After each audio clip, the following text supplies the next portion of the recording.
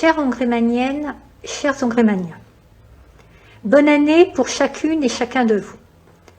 Pendant les quelques minutes où je vais vous parler, je ne voudrais ni vous ennuyer, ni vous attrister. Adieu donc 2020 et salut à toi 2021. C'est par ces quelques mots empruntés à Valéry Giscard d'Estaing, lors de ses premiers vœux de président en 1974, que j'aurais introduit la traditionnelle cérémonie des vœux du maire à la population qui aurait dû se tenir ce soir. Qui aurait dû, car malheureusement, en raison du contexte sanitaire très particulier que nous connaissons tous, il n'a pas été possible d'organiser cette cérémonie. Nonobstant cette contrainte, nous avons tout de même souhaité, avec l'ensemble des membres du conseil municipal présents à mes côtés ce soir, et les jeunes élus du Conseil consultatif des jeunes, maintenir le discours des vœux, fût-il en vidéo. Cela nous paraît important, car ce moment permet aux élus de vous présenter leurs vœux, mais aussi de dresser le bilan de l'année écoulée et de tracer les perspectives de celle à venir. Assurément, 2020 restera dans nos mémoires au travers de plusieurs événements. D'une part, par le retour de la menace terroriste sur notre territoire, et je tiens ici à avoir une pensée pour M. Samuel Paty et pour toutes les victimes de l'attentat de la basilique Notre-Dame de Nice. D'autre part, par l'apparition d'un virus, entraînant une crise sanitaire, économique et sociale sans précédent, qui aura impacté notre quotidien à tous, peut-être nos priorités, et sans nul doute, notre façon d'appréhender le présent et l'avenir. La crise que nous vivons laissera indéniablement des traces et a déjà des conséquences très compliquées pour notre économie locale. Je me dois tout d'abord d'avoir une pensée et de rappeler le soutien de la municipalité à l'ensemble des commerçants, artisans, restaurateurs, aux professionnels du tourisme, du spectacle, de la culture, à toutes celles et ceux qui aujourd'hui ne peuvent toujours pas exercer leur métier. Je ne peux que leur souhaiter la reprise de leurs activités en 2021. Je souhaite évidemment rendre hommage aux professionnels de santé, aux forces de l'ordre, aux pompiers, aux agents de la fonction publique, aux éboueurs, aux livreurs, à tous ceux qui ont œuvré durant cette crise sanitaire, à ceux qui ont sauvé des vies, à ceux qui ont rendu service, à celles et ceux qui ont continué à travailler pour nous permettre de continuer à vivre, tout simplement. Je tiens particulièrement à saluer le travail réalisé par notre CCAS, Centre communal d'action sociale, au travers de ses deux agents, Laetitia Audry et Denis Bassot, qui ont été fortement mis à contribution.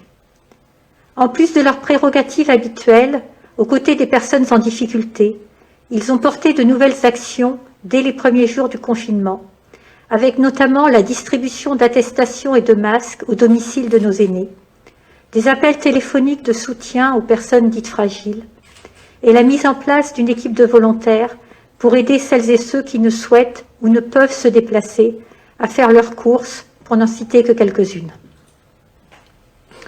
Je souhaite également mettre en avant le formidable travail réalisé par le service communication de la commune, qui a su adapter ses publications et maintenir un lien permanent entre nous durant toute la durée du confinement, au travers des réseaux sociaux et sur notre site Internet. Ils nous ont tenus informés sur les mesures en vigueur, nous ont prodigué de bons conseils, ont encouragé les actions solidaires et travaillé sur des supports de communication afin d'aider nos commerçants, nos restaurateurs, nos associations, pour leur offrir plus de visibilité. Des actions qui ont été appréciées de tous. Je souhaite aussi remercier tous les agents qui travaillent dans nos écoles et à la crèche, car ils ont dû mettre en place de nouveaux modes d'organisation, répondre à des protocoles changeants, régulièrement modifiés, revoir leurs activités et même changer de métier, car ils se sont souvent retrouvés à devoir garder les enfants dans des conditions bien éloignées de leur mission d'origine. Grâce à leur engagement, nos écoles et nos crèches ont pu continuer à accueillir les bébés et les écoliers de la ville dans des conditions sanitaires satisfaisantes. Je tiens également à remercier notre police municipale, et tout particulièrement son responsable, M. Sébastien Bello. Notre police municipale est toujours présente, avec bienveillance, et elle a été à nos côtés pendant toute cette période pour faire en sorte que les consignes soient respectées. Dès cet été, elle a également su se réorganiser au niveau des horaires pour répondre aux besoins de surveillance renforcée de notre territoire, notamment en soirée. Ce sont d'ailleurs la plupart des services de la commune qui ont dû s'adapter durant cette année si complexe afin d'assurer la continuité du service public. Cela a été plutôt réussi et je souhaite ici rendre hommage à l'ensemble du personnel municipal et à son directeur général des services, Jean-Michel Escoubas, pour le travail réalisé l'année écoulée. Pour vous donner un exemple concret du travail que nous avons dû réaliser, je voudrais l'illustrer ici avec un exemple.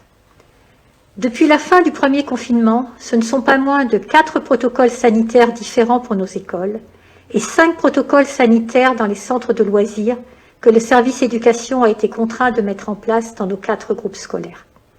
Ceci a induit forcément un changement des pratiques pour toutes les équipes, avec une gestion de crise permanente pour nos ASEM, nos agents de restauration, nos animateurs et agents administratifs, ainsi qu'une gestion du stress, car bien sûr, tous ces changements s'accompagnent d'attentes bien légitimes de la part des parents et de besoins en coordination tout aussi légitimes de la part du corps enseignant. Merci à eux, et tout particulièrement à Aurore Guérino, responsable du service enfance, pour avoir organisé la mise en place de tous ces protocoles avec le plus de souplesse possible.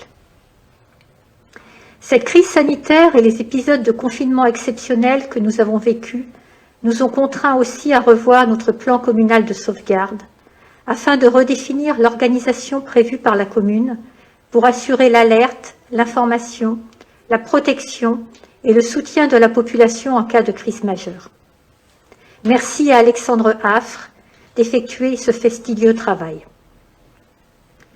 2020 fut donc historique et sans précédent pour tout le monde. Durant le premier confinement, Magny, comme la plupart des villes françaises, s'est transformée en ville fantôme. Sans école, sans commerce, sans bâtiments publics ouverts, sans vie, sans âme, me direz-vous. Avec ce confinement, nous avons pu nous rendre compte de l'importance de nos commerces, de nos restaurateurs, mais aussi de nos associations et de l'ensemble de nos actions culturelles et sportives qui font et sont l'âme de notre petite ville.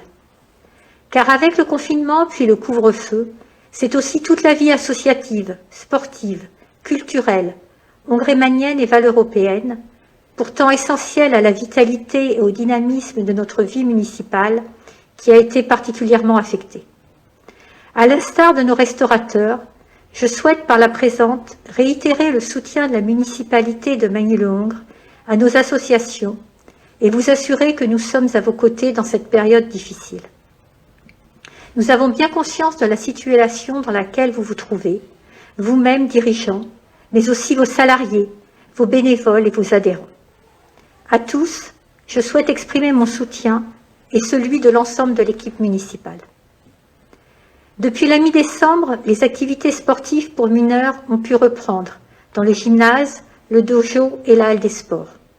Et je viens d'autoriser la mise à disposition de notre salle des fêtes pour les associations sportives qui intervenaient auparavant dans les salles polyvalentes des groupes scolaires, puisqu'elles n'y sont plus autorisées actuellement. Pendant les vacances de Noël, nous avons pu accéder à des demandes de reprise d'activités en petits groupes et nous continuerons de mettre à disposition nos locaux municipaux pour des séances de rattrapage, d'ateliers et de cours lors des prochaines vacances. Et bien sûr, nous vous confirmons le maintien du niveau des subventions qui ont été attribuées l'an dernier pour l'année 2021. Je remercie ici le service des sports et de la vie associative qui, depuis le début de la crise sanitaire, est resté constamment à l'écoute des associations afin de les accompagner dans la mise en place de leurs ateliers et cours avec les différents protocoles entre activités d'extérieur et d'intérieur, pour adultes ou pour mineurs, et selon la classification des salles. Car ici aussi, il a fallu adapter les conditions d'accueil, mettre en place de nouvelles règles selon les activités, selon les protocoles, évidemment différents d'une fédération à l'autre, pour l'accès aux vestiaires, pour créer des sens de circulation, et j'en passe. Entre deux périodes contraintes, nous avons néanmoins pu profiter de l'été pour initier des ateliers culturels et sportifs pour les adolescents avec des associations grémaniennes. Je ne peux qu'encourager ces actions et je sais que mon adjointe en charge des associations et de la politique sportive, Suzanne Char, y travaille avec le plus grand dynamisme. La vie culturelle de notre commune a aussi été fortement impactée. Nous avions prévu initialement 13 événements culturels pour l'année 2020, soit 4 pièces de théâtre, un one-man show, 3 soirées-concerts, 3 expositions, un événement intergénérationnel culture-sport, Magni by Night, et le festival Les Magnitudes avec le service festivités. Du fait de l'épidémie de Covid-19 et des annulations et fermetures de salles, seulement 6 ont pu être réalisés. Petit point positif néanmoins, la fréquentation est restée importante lors du cinéma en plein air au mois d'août et lors des pièces de théâtre en septembre et en octobre, et ce, malgré une jauge réduite à 130 places au lieu de 240 places habituellement disponibles dans notre salle des fêtes. Ces succès, nous entendons bien les poursuivre en 2021 sous la conduite de Laurent Choucroune, mon adjoint en charge de la culture et des festivités. Pour avoir pris connaissance de la programmation culturelle 2021, je peux déjà vous dire que des manifestations sont prévues pour tous, et ce, dès le mois d'avril. Je ne peux oublier ce soir notre salle de musique actuelle, Fil 7, qui a également vu bon nombre de ses concerts annulés. Et j'ai une pensée pour l'ensemble de l'équipe dirigée par Bénédicte Froidure, les techniciens, bénévoles, artistes, qui font vivre ce lieu depuis 20 ans à travers une programmation riche et variée que nous avons tous hâte de redécouvrir prochainement. En 2020, vous avez aussi été privés de nombreux événements et autres rendez-vous devenus incontournables avec le temps, comme tous les dîners-spectacles, ceux de la Saint-Patrick, du Beaujolais Nouveau, ainsi que la soirée de la Saint-Sylvestre, mais aussi du vide-grenier du printemps. Malgré cela, le forum des associations, le vide-grenier de l'automne, la course langrémanienne ont pu être maintenus car nous les avons adaptés. Nous avons mis en place des mesures sanitaires strictes avec des demi-journées pour le forum, des espaces renforcés entre les stands et un sens de circulation pour le vide-grenier, une jauge diminuée et une animation repensée pour la course. Pour le marché de Noël, qui s'est tenu il y a quelques semaines, nous avions pris le risque de nous investir dans l'organisation d'un nouvel événement, en extérieur, sans savoir s'il pourrait se tenir. Avec toutes les précautions que nous avons anticipées, notre marché de Noël a pu avoir lieu, et je crois qu'il a été apprécié par tous. Avec autant de familles et de jeunes enfants résidant à Magny, c'était bien là un pari qu'il fallait prendre pour égayer un peu cette période hivernale confirmée. Je tiens d'ailleurs ici à renouveler mes remerciements à la chorale des enchanteurs de Disney Paris, qui est venue toute l'après-midi nous faire profiter de ces chants de Noël. Et devant un tel succès, je peux déjà vous le dire, nous avons bien prévu de reconduire cet événement, ce marché de Noël en extérieur, en décembre prochain. Dans ce domaine des festivités, je tiens ici à me réjouir de la renaissance du comité des fêtes de Magny-le-Hongre. Je remercie les membres du nouveau bureau et tous les bénévoles d'avoir répondu présents à notre appel et leur souhaite l'aboutissement de très beaux projets dès le printemps prochain, en coordination avec Claude Robert, que je remercie pour son investissement. Cette année 2020 restera également dans la mémoire collective de notre ville, car elle marque un tournant politique, celui du départ de Jean-Paul Balcou, après 43 ans de mandat. En effet, élu depuis 1977 et maire depuis 1989, Jean-Paul Balcou a connu toutes les évolutions de Magny, depuis le petit village de 220 habitants en 1977 jusqu'à l'agglomération de près de 10 000 habitants en 2020.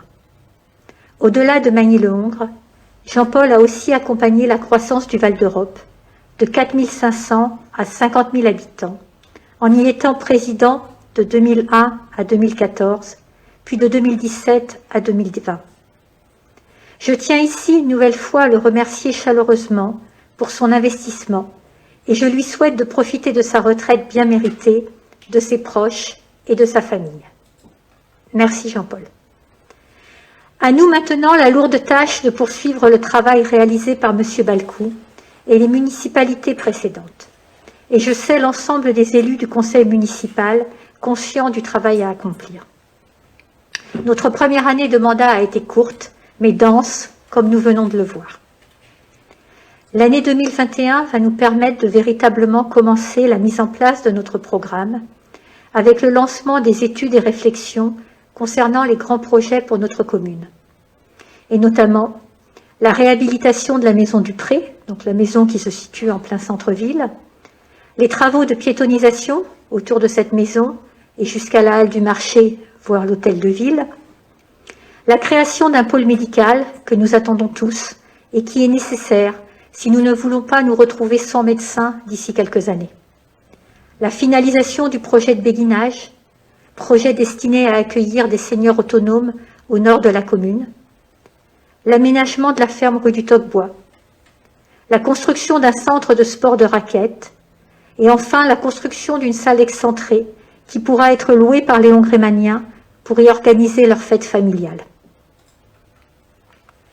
Le budget 2021, voté il y a quelques semaines, est une traduction politique du programme que nous avons proposé lors de la campagne des municipales et reprend nos différents projets électoraux.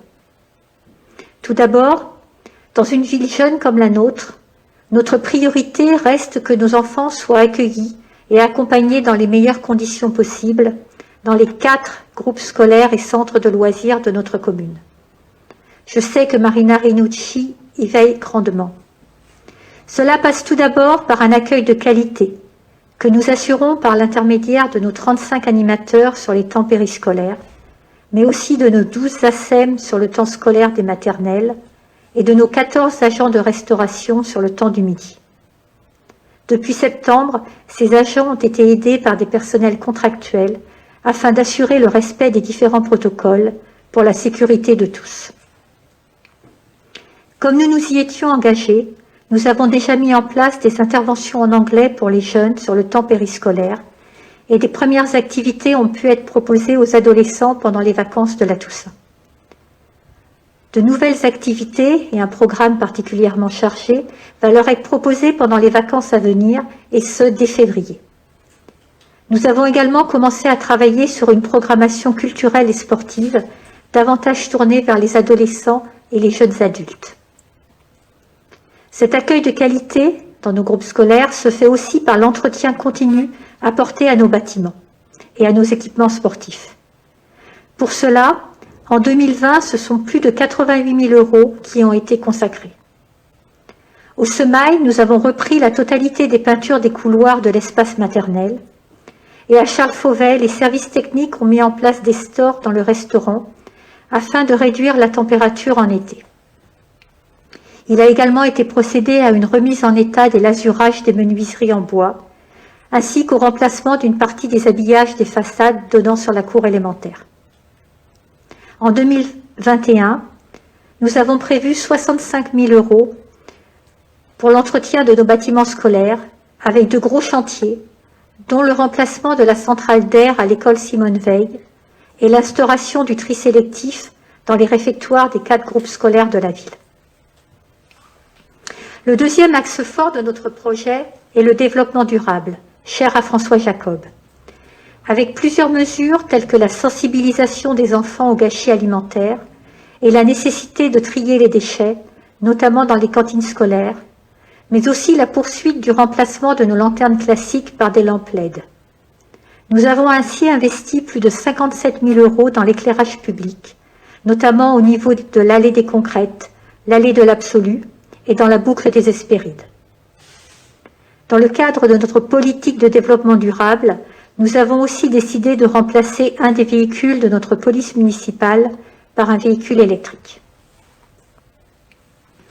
En troisième, nous avons décidé d'accentuer la communication qui reste au centre de nos actions.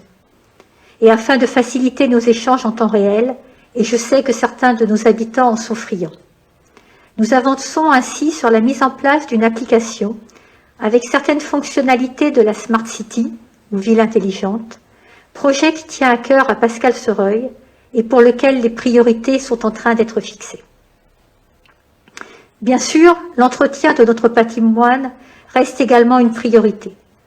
Et je prends ici l'exemple des 65 000 € de travaux réalisés en 2020 dans le gymnase Émilie-Andéol pour le remplacement de l'éclairage intérieur et le ravalement des façades, mais également pour la mise en valeur de l'éclairage de notre lavoir, ou les 10 000 € que nous devons prévoir pour 2021 afin de remplacer les mécanismes de fermeture des fenêtres de la crèche municipale.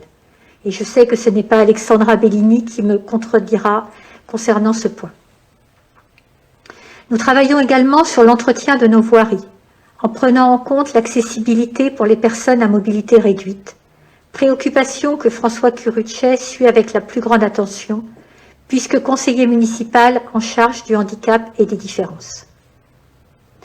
Nos aînés restent au cœur de nos préoccupations, et nous venons d'adhérer au réseau Ville Amie des aînés, dossier porté par Simonetta Resta. Je tiens d'ailleurs ici à préciser que nous sommes la première commune de Seine-et-Marne à adhérer à ce dispositif. Nous avons également pour projet de relancer l'association des commerçants. Avec Bernard Noël, nous avons déjà rencontré l'ensemble des restaurateurs et comptons bien prochainement réunir tous nos commerçants pour réfléchir ensemble à des mesures de redynamisation et d'animation de notre centre-ville.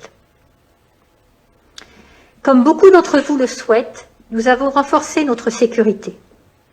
Ce sera déjà la livraison au printemps prochain du nouveau poste de police municipale, poste qui accueillera nos policiers dans de meilleures conditions.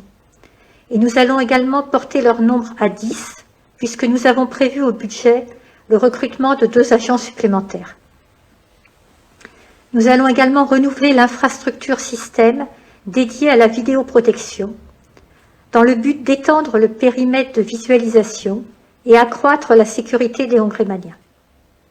Je sais Patrick Guérin déjà très investi pour notre sécurité et je le remercie d'ailleurs pour la mise en place rapide du dispositif Voisins vigilants et solidaires qui a déjà fait ses preuves et auquel je vous invite à adhérer. Notre attention se porte également sur notre fiscalité. Nous nous sommes engagés à mener une gestion réaliste et maîtrisée des finances locales, notamment en maintenant la fiscalité à un niveau modéré.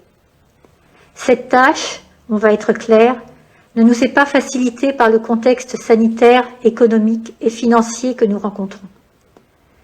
Comme les prospectives du débat d'orientation budgétaire l'ont démontré, et sans que de nouvelles dépenses conséquentes aient été engagées, notre budget présente un déséquilibre structurel de 700 000 € par an, et nous n'avons pas, ou nous n'avons plus, les réserves suffisantes pour l'équilibrer.